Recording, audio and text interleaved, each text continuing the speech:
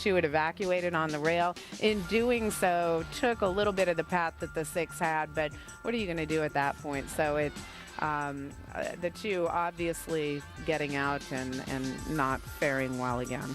4th race coming up, kicking off the pick 3, 50-cent minimum, as we've mentioned here, and this is a maiden claim in 8,000. Sergeant Park, 5-2 favorite. Rockin' Ronnie Allen aboard for the Ambrosia Stables. A 5-year-old as the favorite in the 4th at Tampa Bay.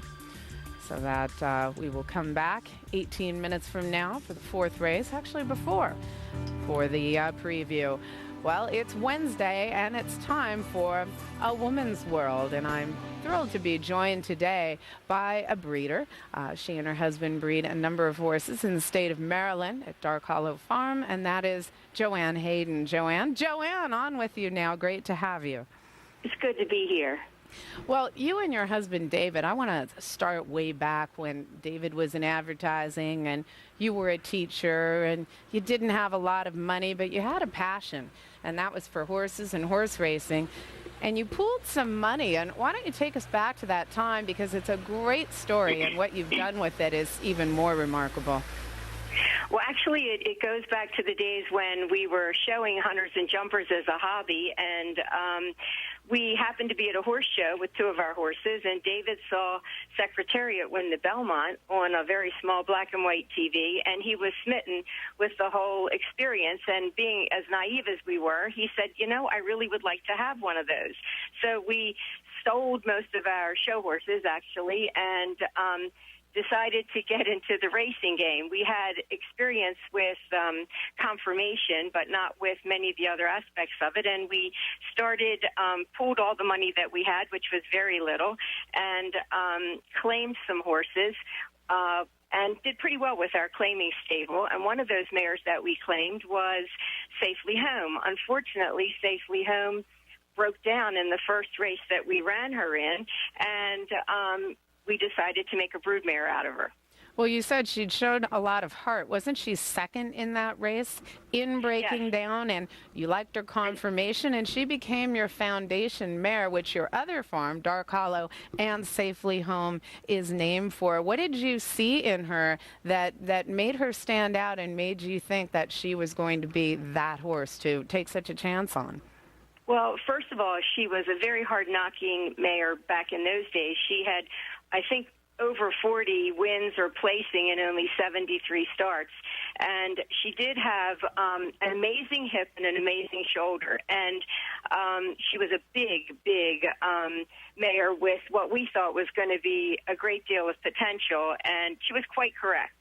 She was, and you were as well, because along came Safely Kept, and what a racehorse this was, beating the boys. I think we've got some footage of her in the Breeders' Cup Sprint, 1990.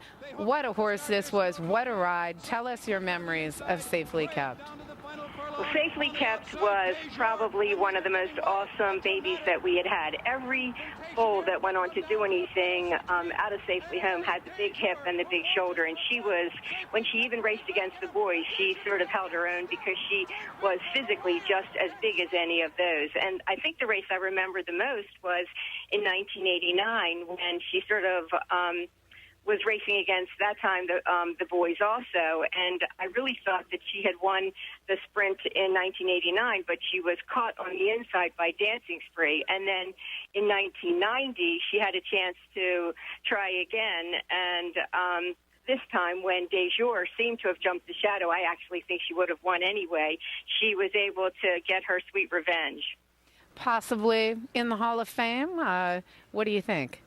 Well, I'm just quite hoping. Well, I really am just very excited about the possibility. I don't think I really campaigned last year for her, and this year I'm going to try to campaign a little bit more. I think she's just so deserving. She's probably, one of the most consistent sprinters. I mean, when you think about sprinting, I agree with her trainer. You don't really get many chances once the gates open up.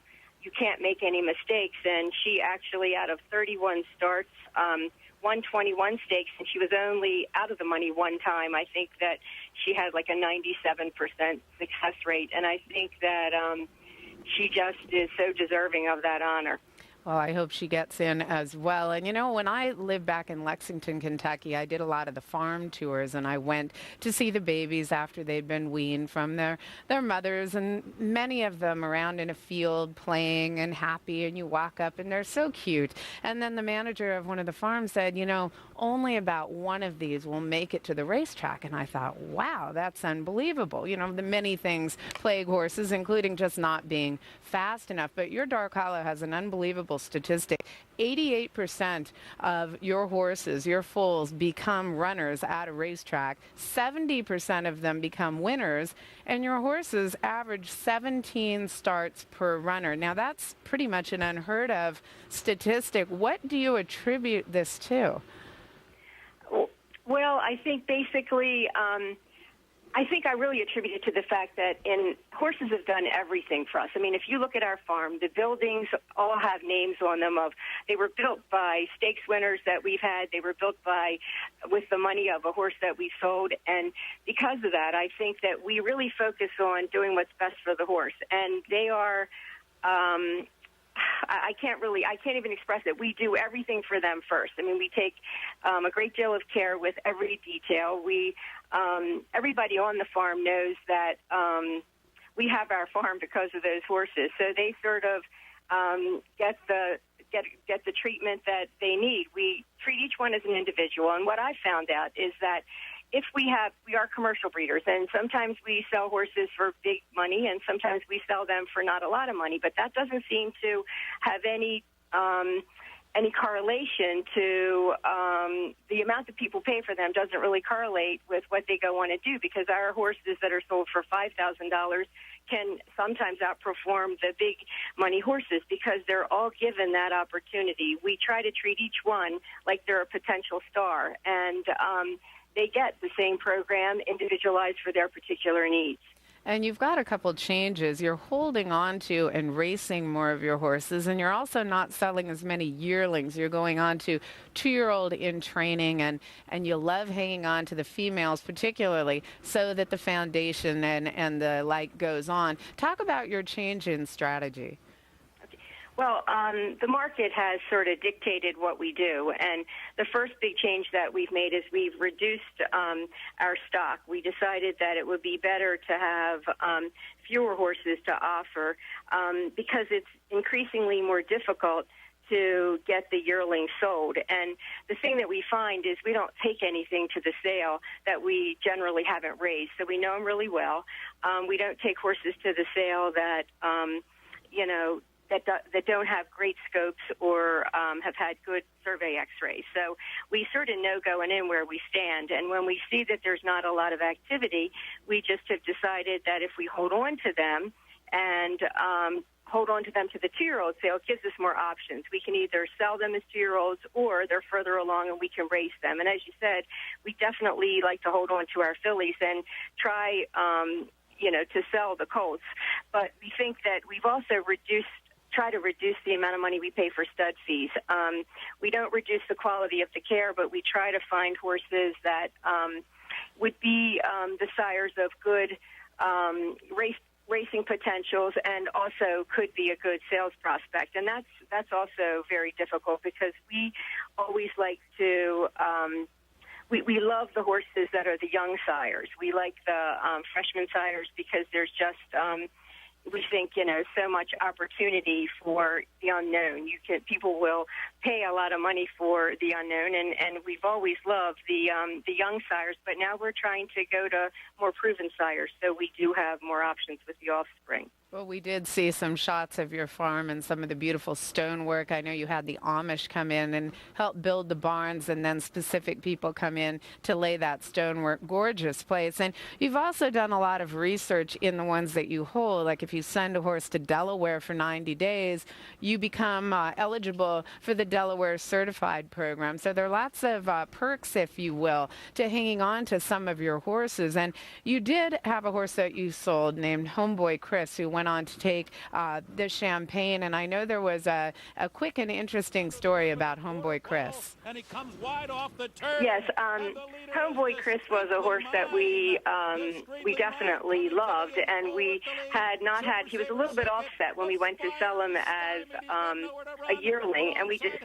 that we would hold on to him and put him into the 2-year-old and training sale. Unfortunately, he was quite a rogue, and when he was being broken, right before the sale came up, they had to geld him. So when he went into the 2-year-old sales arena, he probably didn't look like a horse who held a lot of weight, and I think he sold for such a small amount of money that I knew, however, that he was going to be a good racehorse, and I was not surprised when he won the Grade 1 Champagne, but I was just sorry that we hadn't been racing him in our own name. Well, very quickly, because we have horses on the track for a post-parade at Tampa, but, you know, things have changed quite a bit in Maryland. There's still hope for getting slots. You've got people like Sagamore Farm, young people that are passionate about the game. Are you bullish? Are you positive on some of the good changes coming towards Maryland? Well, definitely I am, because a lot of people in my area have moved to Pennsylvania because they thought that that was going to be, you know, the golden egg, I guess. But for us, we're committed to Maryland. We love Maryland. I look around right now today with the grass racing that's coming back at Laurel, and I see so many enthusiastic people. I mean, you can't help but be excited when you know, especially see the Maryland countryside for racing horses, and people like the Sagamore Farm group adding so much to the mix. So we're very excited about what's coming in. And also, my husband and I are very involved in the politics of the whole thing too. We try to help along with in the Horse Breeders Board to make some positive changes. Well, I think you've made a lot of positive changes, and you took a risk as young working people. You got into the game with very few horses, not much money, and look at what you've built. It's quite an empire, and JoAnn Hayden, you're truly one of the forerunners in the sport, so thanks so much for joining us today. Thank you very much for your time. All right, JoAnn Hayden and her husband David, Dark Hollow Farm. You can always look them up on the internet and see more shots of their gorgeous facility and some of the horses that they have. Let's go out to Aqueduct right now and clean up prices for the second race. I ain't no saint. Inside is Just A little bit relaxing. classic. We're kind of co-figures in here. Tampa, so It's the up on even second.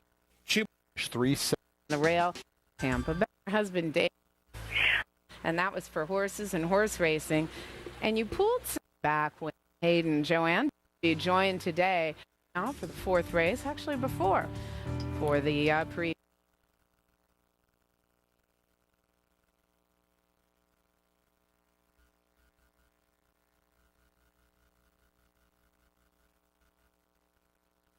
Well, it's Wednesday, and it's time for A Woman's World, and I'm thrilled to be joined today by a breeder. She and her husband breed a number of horses in the state of Maryland at Dark Hollow Farm, and that is JoAnn Hayden. JoAnn, on with you now. Great to have you. It's good to be here. Well, you and your husband, David, I want to start way back when David was in advertising and you were a teacher and you didn't have